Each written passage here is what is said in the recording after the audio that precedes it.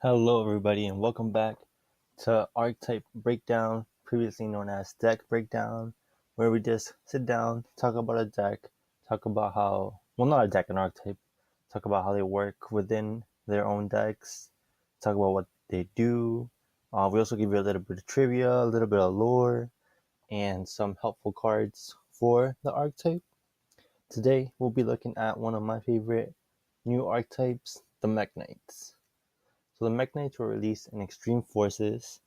The Mekk-Knights are known as Jack Knights in the OCG, and all the main deck monsters are psychic monsters ranging from levels from 4 to 8. There's also two Mekk-Knight monsters in the extra deck, one being a machine and the other one being a Cyberse.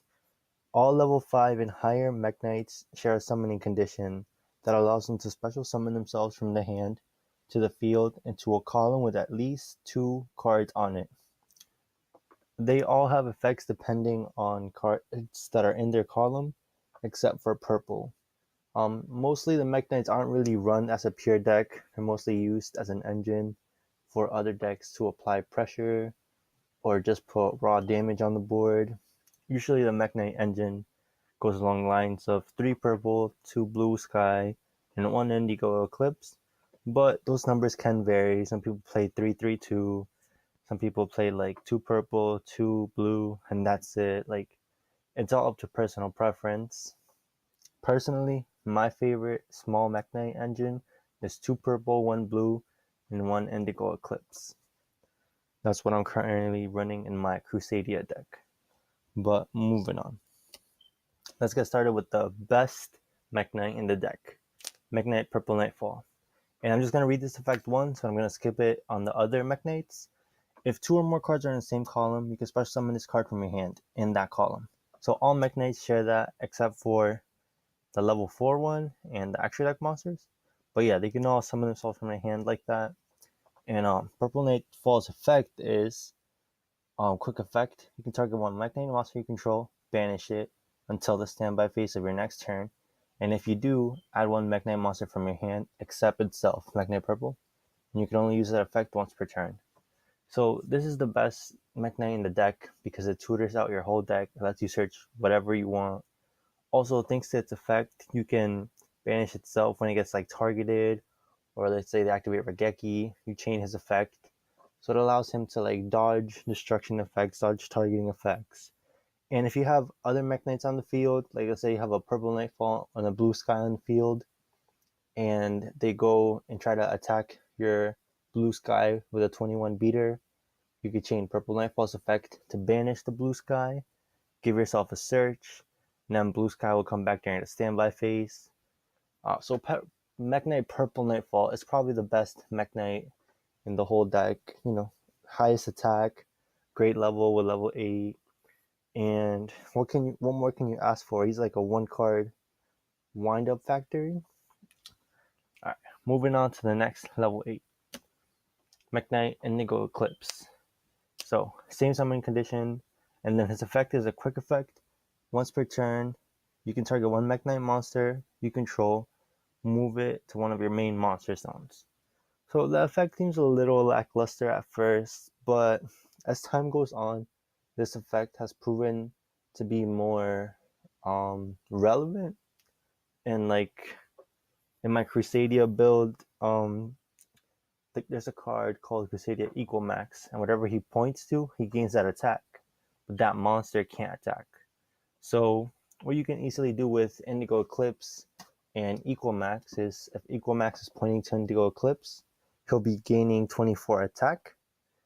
And Eclipse can't attack if it's being pointed to, but you can just attack with Equal Max and then activate Indigo Eclipse effects to move him out of the zone he's being pointed to, and now you can attack. It's pretty good. It also allows for more utility plays with the red Mekk-Knight and the yellow Mekk-Knight, which is what we'll move into next. And also, he's pretty good because if you summon him to a zone with 2 columns and move him out the way, now you have another column with 2 zones. So like it lets you empty out your hand and put a lot of pressure on the board if you so choose to. Next is Yellow Star, Mekk-Knight Yellow Star. Nothing special. You banish a Mekk-Knight from your graveyard, and then you target one spell and trap on the field and destroy it. The only cool part is that it's not once per turn. So if you combo Yellow Star with like Epsilon, you can like pop one spell and trap in one column, then activate Epsilon's effect to move Yellow Star, pop another spell and trap. 22 attack and 28 defense. Good defense, nothing crazy about its attack. And then to its complete opposite, Mekk-Knight Red Moon. Same thing as Yellow Star, but he destroys monsters instead of spells and traps. And just like Yellow Star, he's not once per turn. Pretty good stats, 23,000 attack, 26,000 defense. The next card is Mekk-Knight Green Horizon. Level 6, 21,000 attack, 16,000 defense. Nothing special, but when he attacks a monster in the same column, you can target one Mekk-Knight monster in your graveyard, archetype hand. So with 21 attack, it's not bad, but as you can see from all the other Mekk-Knights that aren't purple or blue, as we'll be talking about later, they don't really give you a lot. They kind of do very niche things, which is why usually you don't run so many of them. But Green Horizon gives you back Mekk-Knights from your graveyard, which is pretty good. The worst Mekk-Knight that has never ever seen competitive play is Mekk-Knight Orange Sunset. His effect is that if an opponent's card in the same column is destroyed by battle or leaves the field, you can special summon one Mekk-Knight from your hand. So, why it's so bad is, yes, it does allow you to bring out your Mekk-Knights that you might not be able to summon by their own effects, but all the Mekk-Knights can special summon themselves from the hand. So why would you want another Mekk-Knight monster to do that for you, especially with his 800 attack? You have a level 6 with 800 attack. So that's just, I don't know. I just don't see why they designed this card like this. I wish you would have special summoned the Mekk-Knight from your banish zone or from your graveyard or something. But special summoning a Mekk-Knight from your hand, I don't even know why this card was created. But moving on, don't ever run this card. Let's continue. Mekk-Knight Blue Sky. This is my personal favorite Mekk-Knight, but he's not the best one, but he is the strongest one. He is one of the few cards that can get you a +3 just by one card. So if your opponent has 3 cards in one column, and you just special summon Blue Sky, instant +3. It's the second searcher of the deck, and it's the second best Mekk-Knight.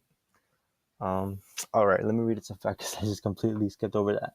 If this card is no more special summoned from your hand, you can add one Mekk-Knight. You can add Mekk-Knight monsters with different names, except Mekk-Knight Blue Sky, from your deck to your hand, equal to the number of your opponent's cards in this card's columns. And that's a hard once per turn. So pretty good, especially if they have 3 or 2 cards in the same column. Really gives you a lot of advantage just off of one card. And 2,000 attack is nothing bad. Although its defense is bigger, 25,000 defense. Alright, and moving on to the last main deck, Mekk-Knight monster, Mekk-Knight Avram. Honestly, he's just a Mekk-Knight because he has the name Mekk-Knight, and he's a big beater with 2,000 attack. This card actually doesn't have a lot of synergy with the Mekk-Knights at all. It actually has more synergy with Guard Dragon than any Mekk-Knight, and that probably ties into the whole lore aspect of, Mekk-Knight Avram and World Chalice Guard Dragon being friends and whatnot. But yeah, maybe run him if you're playing pure, but I don't really see a point in running him. Although I love his artwork and the lore behind him is pretty cool. Real quick, I want to shout out a couple of World Chalice videos I've made before this. If you guys haven't seen those and you are interested in the World Chalice story, you should have checked those out. I'll put at the end of the video, I'll be sure to put them there. And yeah, let's keep talking about Mekk-Knights. Their first extra deck monster is a Link 2 Mekk-Knight of the Morningstar. It's a machine, unlike all the other Psychic Mekk-Knights. And when it's Link summoned, you can discard a Mekk-Knight card or a World Legacy card to add a World Legacy card from your deck to your hand. And then it also provides battle protection. It says Mekk-Knight monsters. If your Mekk-Knight monster battles an opponent's monster in a different column than it, your monster cannot be destroyed by battle. Also, you take no battle damage from that battle. So pretty cool. If you have them up on the field, your Mekk-Knights can't be destroyed by battle unless that card is in the same column as them. And also you take no battle damage from those battles, which is pretty cool. And the last card, Mekk-Knight Supreme Spectrum. So its recipe is 2 or more Mekk-Knights monsters, and it has a lot of effects. It's a pretty good card. It's just kind of hard to bring out. Be it the Link 2 made it a lot easier to bring out, but Mekk-Knight Spectrum Supreme hasn't seen a lot of competitive play, even though it's a pretty good monster. Its effect goes, this card can attack directly if it is the only card in its column. So 3000 direct attack is nothing to scoff at. That's pretty good. If this card in the extra monster zone points to no monsters, it cannot be destroyed by battle or card effect. No, I'm sorry, it cannot be destroyed by card effect, and your opponent cannot target it. So yeah, it just gives it effect protection and targeting protection because it has such big attack. And then you can summon the other card you control in this card's column to the graveyard. Special summon one Mekk-Knight monster from your deck in defense position. And that's how hard once per turn. So overall, this is the Mekk-Knight boss monster. Pretty good, just kind of hard to summon out. It's not really practical to commit 3 or big Mekk-Knight beaters to put him into this Link 1. Even though when you summon him, he can give you 1 Mekk-Knight from the deck. Maybe in a pure build, you can run him at 1, but as of now, it's just not really worth it. But moving on to the spells and traps. First, we're going to talk about the spells. The field spell, World Legacy Scars. It just gives all your Mekk-Knights 300 attack, and it gives them what's it called? A looting effect. You discard a Mekk-Knight monster or a World Legacy card and draw 1 card. So looting, it's like Blade, discard 1 to draw 1. This card doesn't really see much competitive play, but maybe in a pure variant you could run like 2 of it. But yeah, if you're running Mekk-Knights as an engine, you probably want to avoid this card. World Legacy's key. When this card is activated, you can target 1 of your banished Mekk-Knight monsters or World Legacy cards added to your hand. Negate any opponent's trapped effects that activates in the same column as Mekk-Knight monsters you control. So just like the other Mekk-Knight spells, well, there's actually the only spell that does it, but there's 2 traps that do it. They negate a certain type of card that Mekk-Knights are in the same column as. This one negates traps, which is kind of okay, but its effect to add a banished Mekk-Knight monster or World Legacy monster from the banished zone to your hand is not bad, but it's not a once per turn effect. This when you activate it. So I've never really seen this card ran more than a 1-of, and even as a 1-of, it's only for like the pure builds. But yeah, run 1 in pure. If you're just playing Mekk-Knights as an engine, avoid this card. And then one of the best Mekk-Knights spells, World Legacy's Memory. Search summon 1 Mekk-Knight monster from your hand or deck in fetch position, but return it to your hand during the end phase. For the rest of this turn, after this card resolves, you cannot special summon monsters except Mekk-Knight's monsters. And of course, you can only activate it once per turn. So this is an amazing card. It's like a E-Tele before the Mekk-Knights. You can activate this, summon purple, activate purple's effect to search blue, and it's just really good card. It kind of sucks that it locks you into Mekk-Knights, but if you're running this for an engine, for like your Mekk-Knight engine, you can only run it as like a 1 or 2 of, and you can always activate it on like your end phase, so that way the locking you into Mekk-Knight monsters doesn't really matter, or you can set it and activate it on your opponent's turn. So again, the Mekk-Knight restriction won't really matter, but it's a really good card. I would run in the pure variant too. If you're running as an engine, depending how big of your engine, 1 or 2 is a good number. Now moving on to the traps. World Legacy Whispers. I'm just going to say right off the bat, this card is not that good, so I'll probably avoid running it even in the pure variant. When this card activates, you can target 1 level 5 or higher monster on the field. It gains 1,000 attack and defense until the end of this turn. And then also, There's another effect. Negate any opponent's spell effects that activate in the same column as the Mekk-Knight monster. Now see, that effect's not too bad. It's just, are you really going to want to play this card just for that effect? If you do, feel free to, but especially since it's searchable now, I guess it makes it a little bit better. But personally, I would stay away from this card. And now, World Legacy Secrets. When this card is activated, you can target a level 5 or higher monster in your graveyard, special summon it. When this card leaves the field, destroy that monster.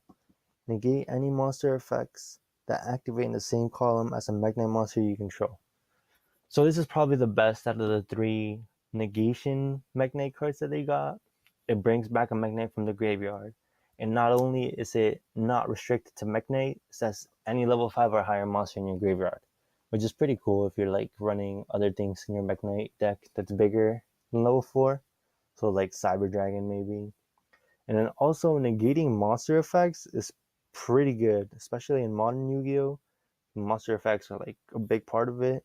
So being able to negate monster effects in the same column as your Mekk-Knights, that's not bad. In a pure variant, you could run 2 to 3. If you're playing it as an engine, maybe you would want to side it, but in a pure variant or in a heavy Mekk-Knight engine, you could play some. It's pretty good, especially now that it's searchable thanks to Morningstar. Alright, now here we just have a couple of deck lists. I'll just be showing you a couple of deck lists that I picked out. This is Mekk-Knight invoked with Sky Strikers. Here he's running a 3 purple, 3 blue, 1 indigo eclipse. This here is a really interesting deck profile. It's a Weather Painters and Mekk-Knights. This has pretty good synergy because all the Weather Painter patterns, they just stay on the field, so it helps you summon your Mekk-Knights. And then also one of the trap Weathery patterns allows you to bounce back monsters when you battle, kind of like a Neospatian Granmole.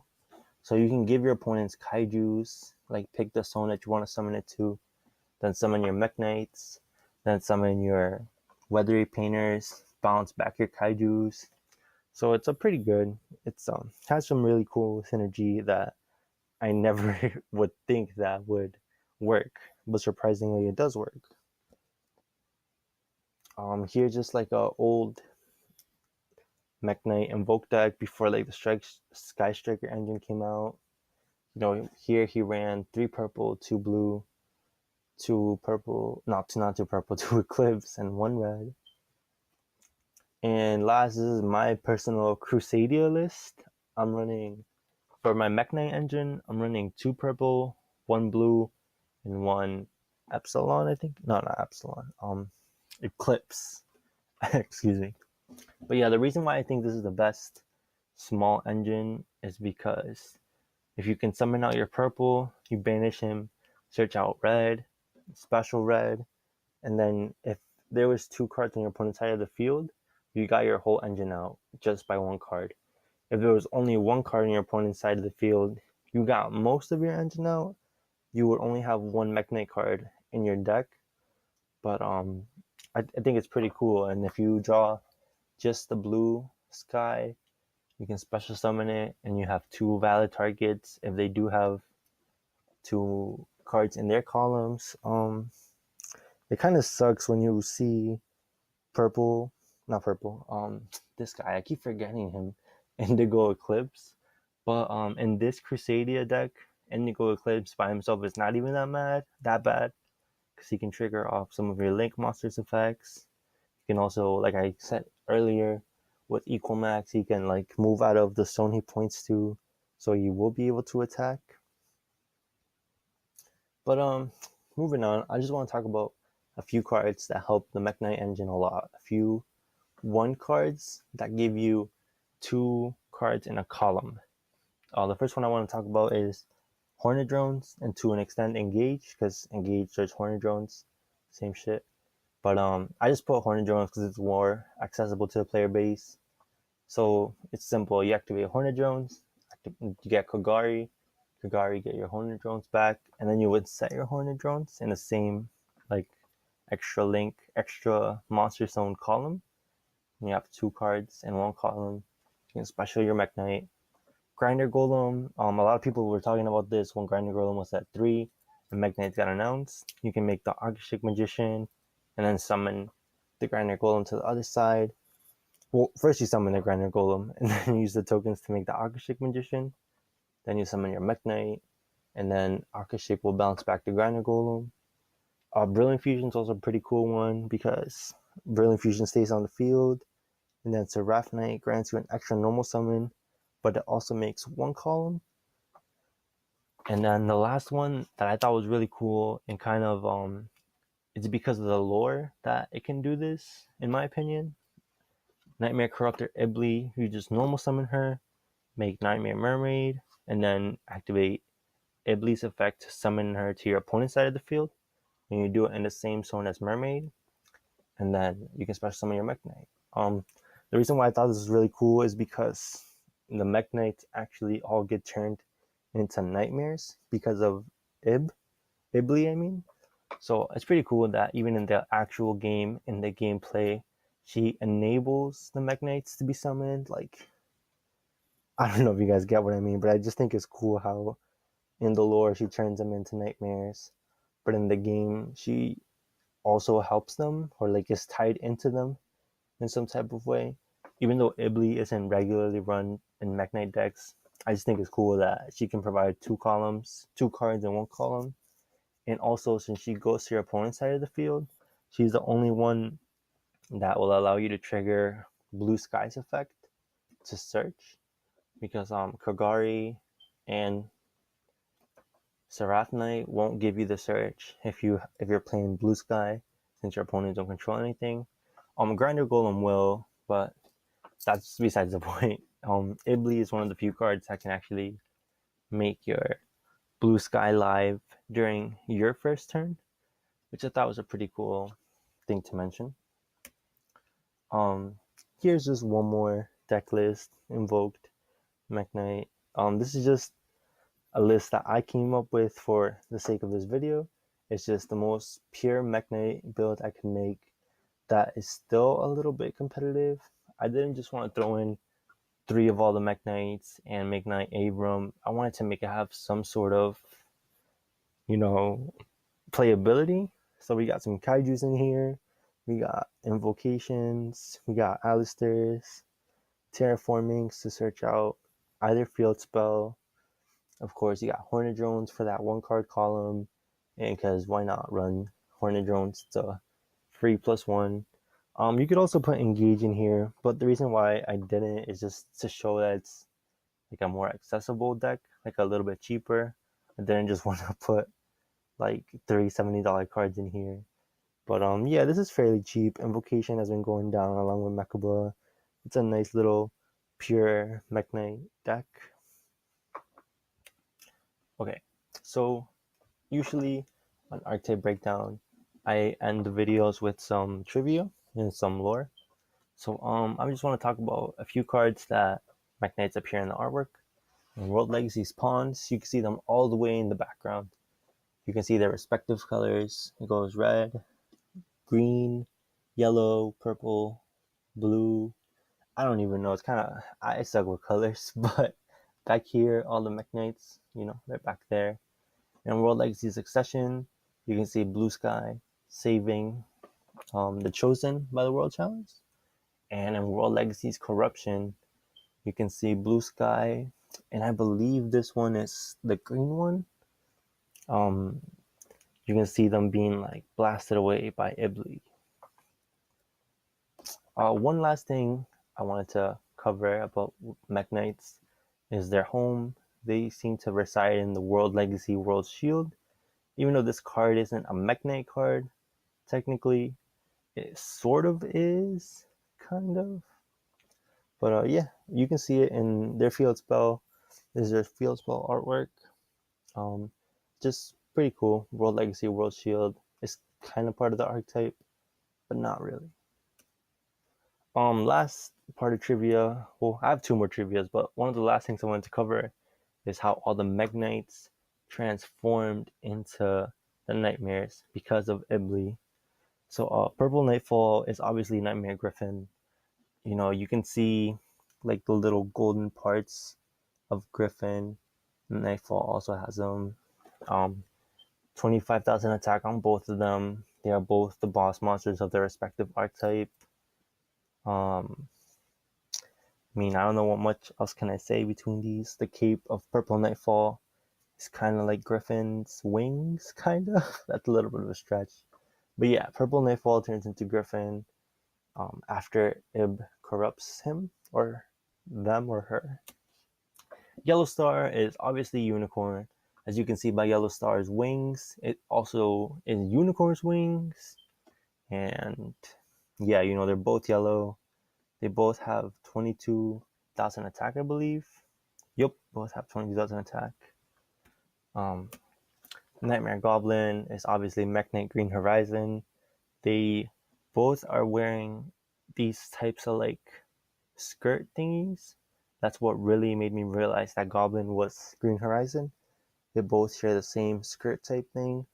And also, Green Horizon has like a staff. And I don't know if you want to call it a shield, but it could be considered a shield, which is exactly what Goblin has. They don't have the same attack points, but that's because Goblin's a Link 2. Usually Link 2s don't have that high of attack points. Moving on. Mekk-Knight Red Moon is supposed to be Mekk-Knight, not Mekk-Knight, Nightmare Phoenix. Nightmare Phoenix destroys spells and traps, whereas Red Moon destroys monsters. So pretty cool how the same monster has two different types of uses. Technically, it's the same monster, like lore-wise and story-wise, even though it's not in the game. But yeah, pretty obvious. Red Moon, Red Phoenix. What else? What other similarities can I draw? I mean, if you can't tell that they're supposed to be related, I don't know what to tell you, man. But yeah, they're obviously supposed to be related. And of course, for the worst one, Orange Sunset, he's supposed to be Cerberus. It was really hard for me to find how he turned into Cerberus. The few things I found was, of course, Cerberus is orange. And Orange Sunset has these little, like, spikes on his, like, arms. And also on his legs. He's a spiky boy. And Cerberus also has a bunch of spikes on his arms and around his neck too. But I couldn't really find much similarities between Nightmare Cerberus and Orange Sunset, but they're obviously supposed to be each other's counterparts. And for the last Mekk-Knight that got turned into a nightmare is Mekk-Knight Indigo Eclipse. He's obviously supposed to be Nightmare Mermaid. You can see the big rounding hoop both cards have. Also, Indigo Eclipse has like a hoop on his tail butt, whatever you want to call it. And so does Mermaid. She has a hoop on her tail. Besides the color scheme, yeah, not much here to talk about, but they're each other's counterparts. And the only Mekk-Knight that didn't get turned into a nightmare is Mekk-Knight Blue Sky. He actually passed on his powers and himself into Mekk-Knight Abram. You can tell this, 2000 attack. They both share the same stats. They are both clearly holding the same weapons. They both have the same cape, and they have the same type of armor. And you can also see this in World Legacy Succession. You can see Blue Sky transferring himself or his powers onto Oram, turning him to Mekk-Knight Abram. And now, I just wanted to finish off the video by talking about the last Mekk-Knight, the Link 3. He's actually a combination of all the Mekk-Knights put together, like a fusion, but he's actually a Link. You can see a bunch of little features from each Mekk-Knight on him. Like you can see Red Moon's giant axe. You can see Yellow Star's, all of his wings are in the back. Green Horizon, the little skirt thingy, once again. Blue Sky, he has Blue Sky's swords, and also his face is identical to Blue Sky's. Indigo Eclipse, he has Indigo's Eclipse, big hoop thing all around him. The orange dude, he has like the two shield wing thingies on the side of him. And Purple Nightfall, he has Purple Nightfall staff type thingies here and here. And also he's wearing Purple Nightfall's cape. And I also believe that Purple Nightfall is behind this part because as you can see, he has like a little spike and he has a spike here. So it's like Purple Nightfall is behind. It's like the back head and Blue Sky is like the front head, if that makes any sense. But yeah, Supreme Overlord dude, Mekk-Knight guy, whatever. He's basically a fusion of all of them. But that's pretty much been it, guys. Thank you so much for staying till the end and watching. This was Archetype breakdown for Mekk-Knights. If you guys like this type of content, if you guys want more content like this, be sure to subscribe. I'll be posting more YuGiOh content, deck profiles, and also big shout out to Rank 10 YuGiOh. He's the one that inspired me to do these types of videos. I love his Archetype archive videos, and I was like, yo, I should do something like that, but with archetypes that I want to talk about. But yeah, guys, if you guys like this type of content, be sure to hit that subscribe button. If there's any questions you have about Mekk-Knights, just leave them down below. I'll get to all of them because, no one watches my videos. So if one of you guys leave a comment, that would be amazing. And I will answer it if it is a question. But yeah, guys, if you like this type of content, like I keep on saying, subscribe. And this is YuGiOh Stories, and I'm signing out.